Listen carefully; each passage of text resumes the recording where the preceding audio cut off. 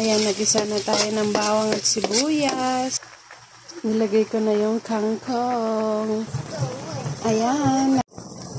Ayan, natimplahan natin yan ng toyo, suka, oyster sauce, asin, bechin, paminta. Hintayin lang natin para magkulo. Ayan ang ating adobong kangkong. Ayan, luto na.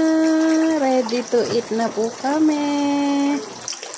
Ininit ko rin tong bangus kagabi. Ayan.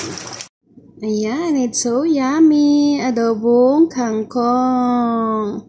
Yung tira kagabi, sandahan.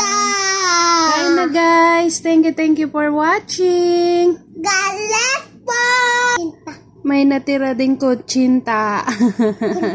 Again and again, have a nice day. Kain po tayo. Adobong kangkong.